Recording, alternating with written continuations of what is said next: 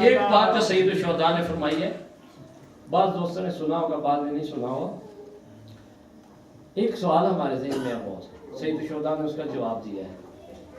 جب ہم T V پہ دیکھتے ہیں یا زیادہ تر ہم دیکھتے ہیں کہ لمبی سی داڑھی جب ہمیں نظر آتی ہے تو تھوڑی کراہیت ہوتی ہے.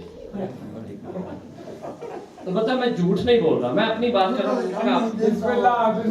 ہے یا نہیں ہے؟ لیکن لمبی داڑیاں دو طرح کی ہیں. بعض جگہ آپ دیکھتے ہیں تو واقعی ایک نور، ایک وجاہت، ایک وہ چیز نظر آتی ہے. سائز میں شاید کوئی اتنی ڈیفرینسیشن نہیں ہوتی، کوئی فرق نہیں ہوتا، لیکن شکل کی وجہ سے جو ہے بری لگتی ہے. یعنی داڑھی اللہ کی دین ہے، ہم اس پہ objection نعوذ باللہ نہیں کر رہے. اللہ نے دی ہے تو اس کو جو ہے وہ کاٹنا صحیح نہیں ہے. اب آپ دیکھیں کہ امام حسین علیہ السلام سے عمرو عاص نے سوال کیا تھا. اس نے کہا کہ آپ کی داڑھی سونی لگتی ہے، ہماری داڑھی بری لگتی ہے. اس کی کیا وجہ ہے، اس کی کیا علت ہے حسین؟ 3 سوال کیے تھے، 2 میں ادھر نہیں بیان کروں گا کیونکہ ممبر سے تھوڑے ہٹ کے ہیں وہ بعد میں مجھ سے پوچھ لیجئے گا. ایک اس نے سوال کیا، کہتا ہے کہ حسین یہ تو بتاؤ کہ جب تم داڑھی رکھتے ہو بنی ہاشم تو بڑے وجاہت ہوتی ہے تمہاری، خوبصورتی ہوتی ہے، نور ہوتا ہے تمہارے.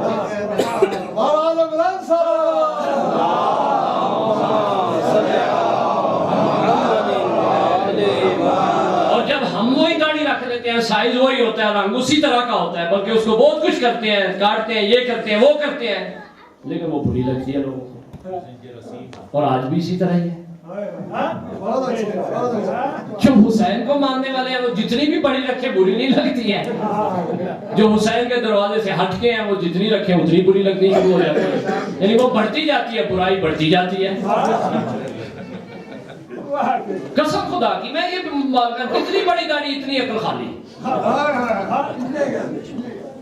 صحیح ہے، جلدی جاتی ہے. سید الشہداء فرماتے ہیں اس کو سن، قرآن کی آیت کہتا ہے وَالْبَلَدُ الطَّيِّبُ يَخْرُجُ نَبَاتُهُ بِإِذْنِ رَبِّهِ. مولا فرماتے ہیں کہ جو پاک زمین ہوتی ہے اس میں جو کچھ اگتا ہے اللہ کے اذن سے اگتا ہے.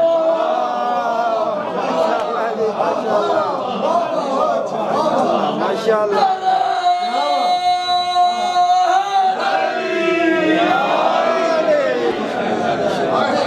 جو پاک زمین ہوتی ہے اس سے جو کچھ اگتا ہے بے اذن خدا اگتا ہے. اور جو والذی خبثا، اور جو خبیث زمین ہوتی ہے لا یخرج الا نقدا، اس سے جڑی بوٹیاں ہی اگتی ہیں. یہ سید الشہداء نے ہمیں بتایا کہ تم اس سوال کا جواب مجھ سے سن لو. کیوں تم پریشان ہو جاتے ہو ادھر دیکھ کے اور کیوں خوش ہو جاتے ہو ادھر دیکھ کے؟ لہذا سید الشہداء نے کہا کہ تم بھی طیب و طاہر کے ماننے والے ہو، تم اس کو نہ کاٹا کرو، تم اس کو نہ کاٹا کرو. یہ خبیث زمین والی نہیں ہے، یہ طیب زمین والی ہے. لہذا طیب زمین سے جو نکلے اللہ کے اذن سے ہوتا ہے وہ، اور جو اللہ کے اذن سے آئے اس کو احترام کیا کرو،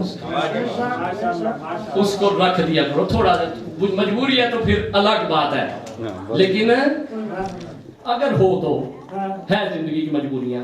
لیکن اگر مجبوری نہیں ہے تو پاک زمین کی دین ہے اور خدا نے اسے دیا ہے،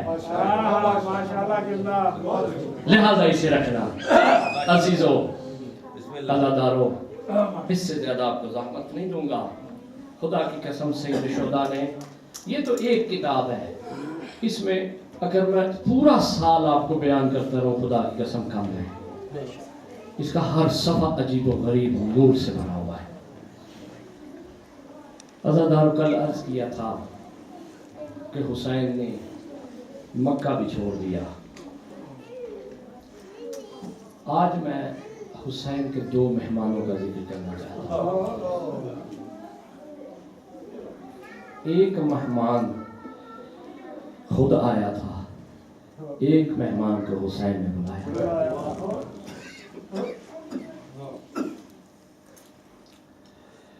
سید الشہداء جب نکلے نا مکے سے، عجیب واقع عظمت ہے، عجیب کریم ہے، کریم ابن کریم ہے. خدا کی قسم جب امام کا نام آئے نا آنکھوں میں خاص طور پہ آنسو آ جائے تو گناہگار ہیں ہم، ہاتھ جوڑ کے دل سے کہہ کرے گا مولا آپ کریم ابن کریم ہیں، آپ تو حر بنانے والے، ہمارے گناہ معاف کر دیا کریں، ہم خدائیاں کرنے والے ہیں، آپ بخشنے والے ہیں، ہم ذلیل و رسوا ہیں، آپ کریم ہیں، آپ کی وجہ سے ہمیں خدا عزت دے دے گا، آپ کی وجہ سے خدا ہمیں شرف دے دے گا۔ عزادارو جب سید شہداء ایک مقام پہ پہنچتے ہیں نا تو قافلہ رکتا ہے تو حر سامنے سے اپنے لشکر کے ساتھ آتا ہے۔ جب حر سامنے سے آتا ہے تو میں نے خود روایتیں پڑھی ہیں کہ کتنے ہزار کا لشکر تھا حر کے ساتھ۔ سید الشہداء خود اپنے راہوار سے اترے ہیں، اتر کے حضرت عباس کو، حضرت علی اکبر کو کہتے ہیں کہ عباس و علی اکبر میں دیکھ رہا ہوں یہ حر کا لشکر پیاسا ہے، حر کا لشکر پیاسا ہے۔ میں نے خود روایتوں میں پڑھا ہے کہ ایک ایک سپاہی کو پانی پلایا، اتنا کریم ہے یہ، ایک ایک سپاہوں کو پانی پلایا ہے، بلکہ روایتوں میں لکھا ہے صرف سپاہیوں کو نہیں پلایا، ان کے حیوانوں کو بھی پانی پلایا۔ یہاں ایک روایت ملتی ہے کہ ایک دفعہ سید الشہداء نے دیکھا کہ گرمی بڑی شدت پہ تھی تو وہاں پہ ایک سپاہی جو ہے وہ گرمی سے تڑپ رہا تھا، اس کو پانی کی بڑی ضرورت تھی کیونکہ سب باری باری پانی پی رہے تھے۔ سید الشہداء نے دیکھا کہ اس کی حالت غیر ہو رہی ہے، یہ روایت کتاب میں موجود ہے، اس کی حالت جو ہے وہ بڑی مضطرب ہے، غیر ہو رہی ہے اس کی حالت، وہ مرنے والا ہو رہا ہے، وہ تڑپ رہا ہے۔ خدا کی قسم سید الشہداء نے خود مشکیزہ اٹھایا، خود مشکیزہ اٹھانے کے بعد اس کے قریب گئے جو تڑپ رہا تھا، اسے کہا اشارے سے کہ ہاتھ آگے کرو، میں مشکیزے کو ڈھیلتا ہوں اور تم پانی پی لو۔ روایت کے الفاظ ہیں کہ ایک دفعہ اس نے ہاتھ آگے بڑھانے چاہے تو اس کے ہاتھ آگے نہیں بڑھ رہے تھے، اس میں طاقت نہیں تھی کہ اپنے ہاتھوں کو آگے کرے۔ سید الشہداء نے ایک ہاتھ میں مشکیزہ لیا، دوسرے ہاتھ میں اپنے پانی ڈالا اور اس کے منہ میں ڈالنا شروع کیا تاکہ یہ بچ جائے۔ میں کہوں گا واہ مولا، آپ تو اتنی شفقت فرما رہے ہیں، یہ وہی امت تھی جب آپ شش ماہے کے لیے پانی لینے آئے تھے، پانی کی بجائے تیر مار دیا گیا تھا۔ عزادارو سید الشہداء نے جب پانی پلایا نا اس کے بعد ایک جملہ یہاں ملتا ہے کہ حر نے بولا کہ میں آپ کا راستہ روکتا ہوں۔ یہ جملہ جب سید الشہداء نے سنا تو ایک عربی میں سخت ترین جملہ جو آئمہ فرماتے تھے وہ یہ تھا سکولت کا امک، کہ تیری ماں تیرے ماتم پہ بیٹھے۔ یہ جملہ جب سید الشہداء نے بولا تو حر نے یہ کہا کہ آپ نے تو کہہ دیا لیکن میں یہ جملہ نہیں کہہ سکتا کیونکہ میں زہرائے مردیہ کو جانتا ہوں اور میں مانتا ہوں، محبت تھی حر کے دل میں۔ یہ جملہ جب عباس کے کانوں میں پہنچا ہے نا تو گھوڑا دوڑاتے ہوئے عباس آئے، جلال میں تھے۔ ایک مرتبہ سید الشہداء نے عباس کے سینے پہ ہاتھ رکھا، ہاتھ رکھ کے کہتے ہیں عباس خاموش رہو، یہ ہمارا ہے، اس کو معاف کر دو، تلوار نہ نکالنا۔ عزادارو منزل پہ منزل سید الشہداء چلتے گئے۔ دو کام جو سید الشہداء نے کیے تھے وہ حر کے دل میں بیٹھ گئے تھے۔ ایک حر کے سپاہیوں کو پانی پلانا، یاد رکھنا سید الشہداء کی یہ سنت ہے، تم بھی جو بھی دشمن ہو اس کے ساتھ ایسا سلوک کرنا کہ اس کے دل میں محبت بیٹھ جائے۔ سید الشہداء نے ایک کام یہ کیا کہ حر کو پانی پلایا، حر کے سپاہیوں کو پانی پلایا، اور دوسرا کام جو سید الشہداء نے یہ کیا کہ حر کو کہا حر دیکھو میں حسین ہوں، میں زہرا کا بیٹا ہوں، اور عباس کو روکا تھا۔ عزادارو ایک مرتبہ جب کربلا میں 9 کا دن گزرا ہے نا، 9 کا دن گزرنے کے بعد حر اپنے خیمے میں بیٹھا ہوا تھا، کبھی اٹھتا ہے کبھی بیٹھتا ہے۔ حر کا غلام تھا، مضطرب تھا، بڑا پریشان تھا حر کے غلام نے ایک جام پانی لایا، لا کے حر کو دیا۔ حر نے پانی پکڑ کے پیا نہیں، زمین پہ اڈیل دیا، جام توڑ دیا، تڑپنے لگا۔ ایک مرتبہ حر جو ہے اس کا غلام بھاگ کے حر کے بھائی کے پاس گیا، بھائی کے پاس جا کے کہتا ہے کہ میرا آقا پانی پینا چھوڑ چکا ہے، بڑا مضطرب ہے، بڑا پریشان ہے، یہ بتاؤ کہ اس کا کیا علاج ہے۔ بھائی کو لے کے خیمے میں آیا، جب حر کے پاس بھائی آیا نا تو کہا بھیا پانی کیوں نہیں پیتے؟ حر نے ایک کام کیا، روایت میں کہ اپنے بھائی کا ہاتھ پکڑا، پکڑنے کے بعد خیام کی پچھلی جانب لے گیا۔ شب عاشور تھی، خیام کی پچھلی جانب جب حر رہ گیا نا بھائی کو تو کہتے ذرا کان لگا کے سنو کیا آواز آ رہی ہے۔ آواز آ رہی تھی پھوپھی اماں میں پیاسی ہوں۔ کبھی کوئی بچہ کہتا تھا اماں میں پیاسا ہوں۔ العطش العطش کی صدائیں بلند ہوتی تھی۔ اس وقت حر نے اپنے بھائی سے کہا کہ میں یہ آوازیں سن کے کیسے پانی پی سکتا ہوں، میں اس کا مجرم ہوں، میں نے حسین کو یہاں لایا ہے، میں کیسے سکون سے سو سکتا ہوں؟ کہا میرے ساتھ چلو، یہ زہرا کا بیٹا ہے، یہ کریم کا بیٹا ہے، یہ علی کا بیٹا ہے، یہ رحمت اللہ علیہ کا بیٹا ہے، یہ ہمیں معاف کر دے گا۔ عزادارو، حر نے بھائی کو ساتھ لیا، غلام کو ساتھ لیا اور بیٹے کو بھی ساتھ لیا، اپنی تلوار کو لٹکا دیا، اپنے ہاتھوں کو باندھ دیا، ایک مجرم کی صورت میں اپنے سر کو جھکا دیا۔ اپنے سر کو جھکانے کے بعد حر خیام کی طرف چلا، ادھر سے حسین دیکھ رہے تھے کہ میرا مہمان آ رہا ہے۔ علی اکبر و عباس سے کہا جاؤ میرے مہمان کا استقبال کرو۔ جب علی اکبر و عباس اٹھے حر کو لے کے آئے، جب حر آگے آئے، آگے آنے کے بعد تلوار لٹکی ہوئی ہے، سر جھکا کے کہتے ہیں رحمت اللہ علیہ کے بیٹے، فاطمہ کے بیٹے، مجھ سے خطا ہو گئی، مجھے معاف فرما دیجئے۔ عزادارو، سید الشہداء نے خدا کی قسم دوسرا جملہ نہیں بولا، سید الشہداء نے اٹھ کے حر کو گلے لگا لیا۔ میں کہتا ہوں مولا ہم بھی گناہگار ہیں لیکن حر جتنے گناہگار نہیں ہیں، ہمیں بھی معاف فرما دے، ہم نے بھی بہت گناہ کیے ہیں، ہمارے بھی گناہ بخش دیجئے گا۔ اس صبح عزا کے بعد ہمارے گناہ باقی نہ رہے آپ کے توسط سے۔ عزادارو، جب حر آیا نا تو حر بڑا شرمندہ تھا، حر سر جھکائے ہوئے تھا۔ سر جھکانے کے بعد حر نے کہا مولا میں اپنے گناہ کی تلافی چاہتا ہوں، سب سے پہلے مجھے اجازت دیجیے۔ کہا حر تجھے اجازت ہے۔ حر نے اپنے جوان سا بیٹے کو ساتھ لیا، بیٹے کو کہتا ہے کہ میں دیکھنا چاہتا ہوں تو کیسے جہاد کرتا ہے۔ پہلے اپنے بیٹے کو میدان میں بھیجا۔ حر نے جب اپنے بیٹے کو میدان میں بھیجا نا، جنگ کرنے کے بعد جب حر کا بیٹا زین سے زمین پہ آیا تو حر چلنے لگا مقتلگاہ کی طرف۔ جب حر کے قدم بڑھے ہیں نا تو سید الشہداء نے حر کو روک دیا، کہا حر یہی بیٹھے رہو، میں جا رہا ہوں، میں جا کے تیرے بیٹے کی لاش اٹھاتا ہوں۔ حر کہتے ہیں مولا مجھے آنے دیجئے۔ کہا کہ بوڑھے باپ جوان بیٹے کی لاش نہیں اٹھاتے۔ میں کہوں گا مولا جب علی اکبر زین سے زمین پہ آئے تھے تو آپ نے علی اکبر کی لاش کیسے اٹھائی ہوگی؟ اجرکم اللہ، اللہ آپ کو کسی اور غم میں نہ رڑائے۔ عزادارو، عزادارو، مولا نے حر کے بیٹے کی لاش کو اٹھایا۔ اس کے بعد حر نے تیاری کی۔ تھوڑی سی زحمت اور دوں گا، جب حر میدان کی طرف گیا ہے نا، چلنے کے بعد حر نے جنگ کی۔ روایت میں کہ حر کے سر پہ ضربت لگی۔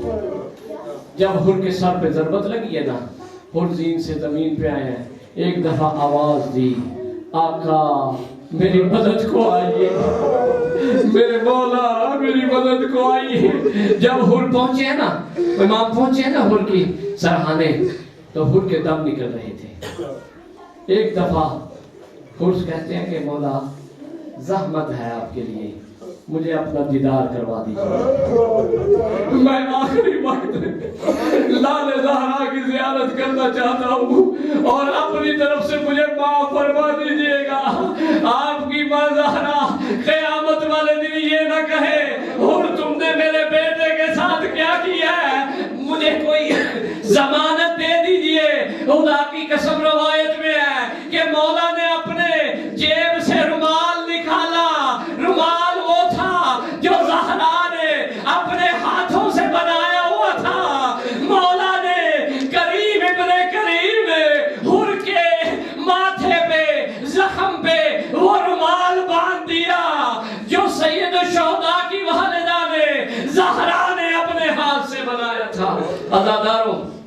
ایک مہمان کا تھوڑا اور ذکر کرنا چاہتا ہوں کیونکہ دن تھوڑے ہیں اور ذکر زیادہ ہے۔ عزادارو، یہ مہمان کون تھا؟ یہ مہمان وہ تھا جب لشکر آتے تھے نا تو آواز آتی تھی لشکروں کی، اس وقت زینب ہر وقت فضا سے کہتی تھی ذرا خیام کے دروازے پہ دیکھو کون ہے۔ فضا کہتی تھی کہ حسین کو مارنے کے لیے لشکر ایک اور آ گئی۔ زینب گھبراتی تھی، زینب یہ دیکھ ہی رہی کہ میرے بھیا کی مدد کو کوئی بھی نہیں آ رہا۔ ایک مرتبہ فضا سے کہا فضا ذرا میرے بھائی کو تو بلاؤ۔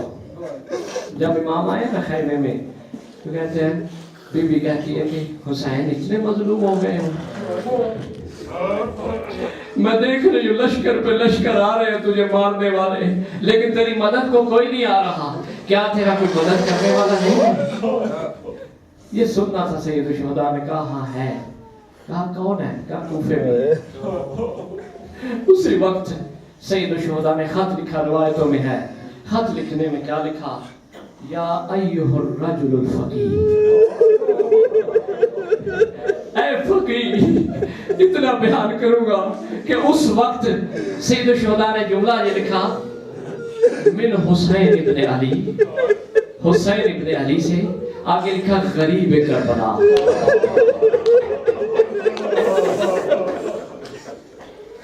جس کا عباس جیسا بھائی ہو وہ غریب لکھے گا، جس کا علی اکبر جیسا بیٹا ہو وہ غریب لکھے گا۔ کیوں لکھا تھا مولا نے غریب؟ عباس تو بھی زندہ تھے، علی اکبر تو موجود تھے، کیوں لکھا تھا؟ ایک عالم لکھتے ہیں کہ مولا نے یہ اشارہ دیا تھا، حبیب میں زینب کو لے کے کربلا آ گیا ہوں، میں نبی زادیوں کو لے کے، میں علی و بطول کی بیٹیوں کو لے کے کربلا آ گیا ہوں، اگر ہو سکے تو میری مدد کو آؤ۔ عزادارو، حبیب کے پاس یہ جب خط پہنچتا ہے نا، خط پہنچنے کے بعد حبیب زوجہ کے پاس جاتا ہے، اسے کہتا ہے کیا تم میرے ساتھ چلو گی؟ یا اپنے امتحان کے لیے زوجہ سے کہتا ہے کہ میرے پاس یہ نہیں ہے کہ میں جاؤں، سکت نہیں ہے۔ تو زوجہ نے کہا کہ تلوار مجھے دے دو اور میری چوڑیاں تم پہن لو، میں قیامت کے دن سیدہ کو کیا منہ دکھاؤں گی۔ عزادارو، حبیب نے کہا کہ میں نے تو تمہیں دیکھنا تھا، تم میں کتنی ہمت ہے۔ عزادارو، حبیب نے اپنے نوکر سے کہا، غلام سے کہا، میرے گھوڑے کو تم شہر سے باہر لے جاؤ، وہاں جا کے اس کو کھڑا کرو، اور میں کیونکہ حالات کوفے کے اچھے نہیں تھے تو میں چھپ چھپا کے نکل کے آ جاؤں گا۔ عزادارو، روایت کے عجیب الفاظ ہیں کہ جب حبیب پہنچتے ہیں، حبیب نے روایت کی ہے یہ کہتے ہیں جب میں گھوڑے کے قریب پہنچا ہوں تو میرے غلام نے گھوڑے کی گردن میں پائے ڈالے، گھوڑے کی گردن میں پائے ڈال کے کبھی اس کے دائیں طرف آواز دے کے کہتا تھا کہ گھوڑا گھبرانا نہیں ہے، پھر کبھی بائیں طرف کہتا تھا گھوڑا گھبرانا نہیں ہے، اگر حبیب نہ آیا، اگر حبیب نہ آیا تو میں اور تم اپنے مولا کی مدد کو جائیں گے۔ حبیب کہتا ہے جب میں نے یہ دیکھا نا کہ غلام یہ کہہ رہا ہے تو اس وقت میں تڑپ گیا کہ لال زہرا کتنا غریب ہو گیا ہے کہ غلام کہہ رہے ہیں کہ میں اور تم جائیں گے۔ عزادارو، حبیب جب پہنچتے ہیں نا کربلا کے میدان میں تو ایک دفعہ صدا بلند کرتے ہیں اللہ اکبر۔ جب اللہ اکبر کہتے ہیں زینب کے کان میں یہ آواز آتی ہے، فضا سے کہتی ہے جلدی جا کے دیکھو کون آیا۔ جب جا کے دیکھا کہا حبیب آ گیا کوفے سے، کہا جلدی جا کے حبیب کو میرا سلام کہو۔ جب حبیب نے سلام سنا بی بی کے منہ پیٹ کے کہتا ہے کہ اتنی غریب ہو گئی ہے بطول کی بیٹی کہ مجھ جیسے غلام کو سلام بھیج رہی ہے۔ عزادارو، بس تھوڑی سی زحمت ہو رہا ہے۔ عزادارو، جب دیکھا نا حبیب نے کہ میں مولا ایک ایک کر کے انصار کو بھیجتے ہیں تو کہا کہ مولا مجھے بھی موقع دیجیے، 85 سال کا بڑا ہے، مولا کی نصرت کے لیے آیا ہے، ایک مرتبہ میدان میں جاتے ہیں، جنگ کرتے ہیں. جنگ کرنے کے بعد جب حبیب کو ضربت لگتی ہے، آخری منزل ہے، خوب رو لینا. خدا کی قسم یہ اولیاء اللہ ہے، ان کے غم میں رونا بڑی عبادت ہے. حسین خوش ہوتے ہیں. آج بھی کربلا میں جا کے دیکھ لو کہ حبیب کا روزہ بہت قریب ہے. حسین کے بالکل قریب ہے حبیب کا روزہ. وہاں بھی تم سلام کرتے ہو، حسین کے حرم کے اندر ہے. عزادارو، جب ضربت لگی ہے نا حبیب کو، حبیب زین سے زمین پہ آئے اور ایک مرتبہ آواز دی، مولا میری مدد کو آئیے. مولا سرحانے پہنچتے ہیں. سرحانے پہنچنے کے بعد ایک عجیب جملہ ملتا ہے مقتل میں. کہتے مولا میں زیارت کرنا چاہتا ہوں. جب زیارت کی نا، حبیب نے چہرے کی طرف دیکھ کے جملہ کہا مولا ایک میری وصیت ہے. یہ جو پیچھے انصار بچ گئے ہیں نا، ان کو جا کے ایک وصیت میری سنانی ہے. کیا وصیت ہے؟ ہاتھ جوڑ کے کہتا ہے مولا ان سے کہنا، مولا کے منہ کی طرف اشارہ کر کے کہتا ہے اس غریب کو کبھی تنہا نہ چھوڑنا، زہرا کے لال کو کبھی تنہا نہ چھوڑنا. یہ بہت غریب ہے، اس کے دشمن بڑے زیادہ ہیں. کبھی یہ موقع نہ آئے کہ یزید سے زمین پہ آئے. اتنا کہنا تھا. ایک نور کی آمد ہوئی تو حبیب کہتا ہے کہ یہ نور کون سا آیا ہے؟ سید و شہداء کہتے ہیں میرا نانا آ گیا. جام ہاتھ میں تھا کہ حبیب آ جاؤ میں تمہیں پانی پلاتا ہوں. پھر دوسرے نور کی آمد آتی ہے. دوسرے نور کیا بات ہے؟ حبیب کہتے ہیں یہ دوسرا نور کس کا ہے مولا؟ کہا یہ میرے بابا علی کا نور ہے. میرا بابا علی ہے. تو کیونکہ میرا حبیب ہے نا، تو میرا ساتھی ہے نا، تو میرا دوست ہے نا، تو میرا مددگار ہے نا، اس لیے میرا بابا بھی آ گیا ہے، میرا نانا بھی آ گیا ہے. پھر ایک اور نور آتا ہے. نور آنے کے بعد حبیب کہتا ہے یہ نور کس کا ہے؟ کہا میرا بھائی حسن بھی آ گیا مدینہ بقیہ چھوڑ کے. کہا بھائی حسن بھی آ گیا ہے. اس کے بعد ایک نور آتا ہے. وہ نور آنے کے بعد حبیب سوال کرتا ہے یہ نور کس کا ہے؟ سید الشہداء کہتے ہیں کہ یہ نور میری ماں زہرا کا ہے. میری ماں زہرا کہہ رہی ہے کہ اے حبیب تو نے میرے حسین سے وفا کر دی. اللہ